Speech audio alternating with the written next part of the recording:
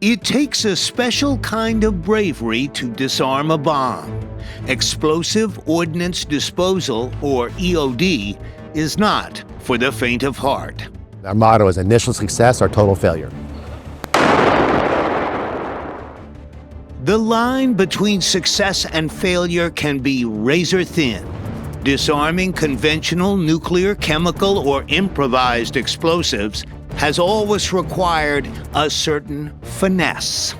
That takes a unique breed, and I like the people to know that we're out there. Some of the primary challenges now are the leaps in technology that we have to contend with across the world.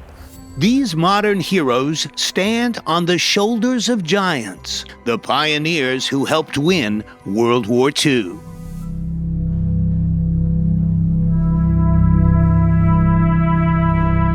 A unique place, just off the coast of northern France, inspired a ballad that is playing for the soldier called the Savior of Mont Saint-Michel, a U.S. Army officer who saved the town during World War II by neutralizing a dozen bombs, which could have destroyed a sanctuary that has stood for 1,000 years. Captain Edward Hume and the men who he led jokingly referred to themselves as the Kaboom Boys, but there was nothing lighthearted about their work. It appears certainly that your father made all the right decisions here, and the best possible outcome was reached. Elaine Hume Peak is on a mission to understand her father's bravery.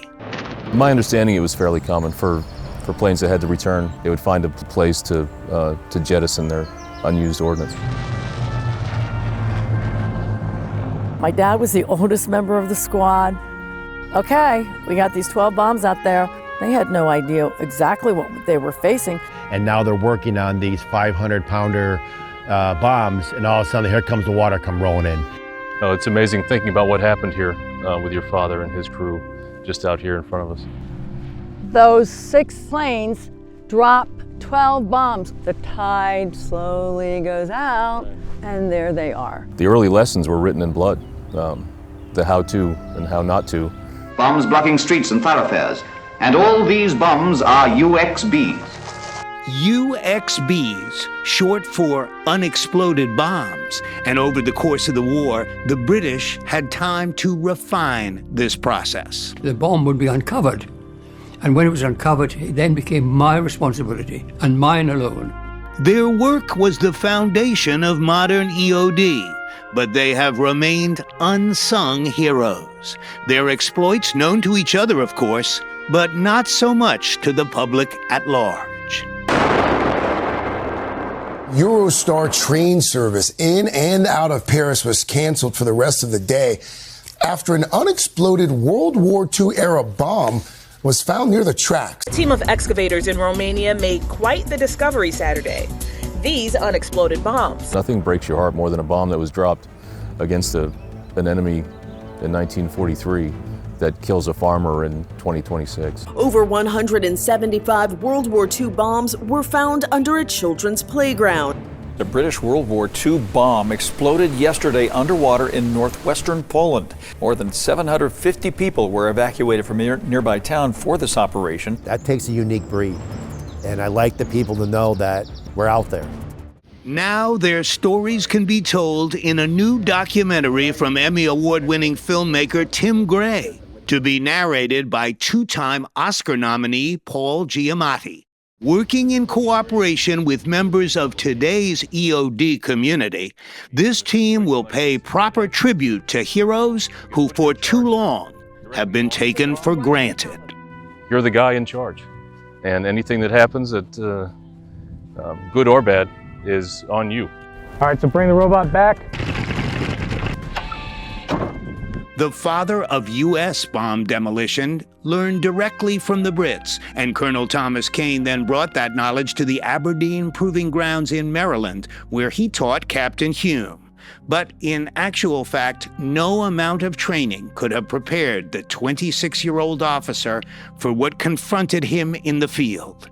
German bombs that Nazi scientists had purposely made very challenging to defuse. This was a booby trap deliberately devised to target the bomb disposal men themselves. The task was so difficult and dangerous, the average life expectancy of a Kaboom boy was just 10 weeks. I was always aware that I might be killed. Captain Hume came ashore at Utah Beach shortly after D-Day, then beat the odds to survive the war, after helping to liberate the notorious Dachau concentration camp. It's easy to understand why the captain never talked about the war to his 5 girls.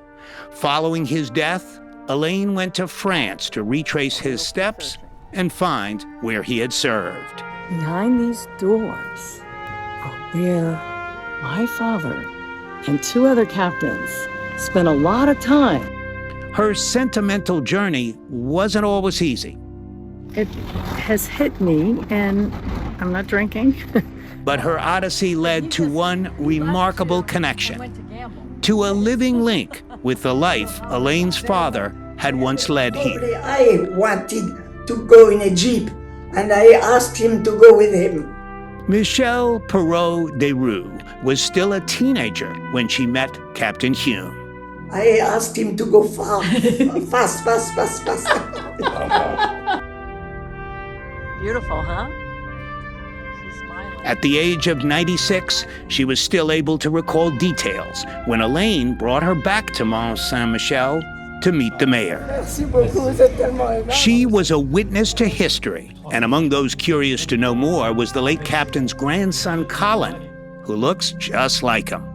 Once together, the group heard from Edward's son-in-law, Christopher Peake, reading from an account by one of the men.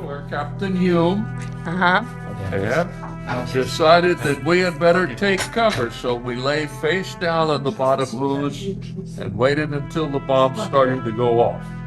A later trip to France brought Elaine and her husband to a local high school, where they made history come alive for the students. It's more interesting when it's someone that you know, someone that can tell you her story, you know? Claire Ardois is Michelle's great-granddaughter.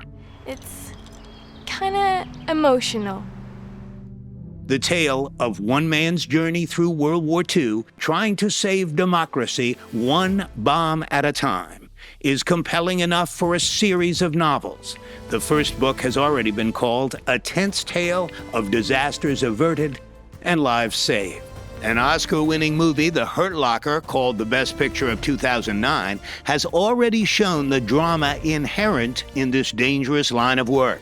But what about the brave men who paved the way for guys like these? Their courage is barely remembered, which is why the time to tell this story is now. It's still the same level of ingenuity that exists out there that did in 1940s, and the same interesting, very brave kind of people who were willing to do it.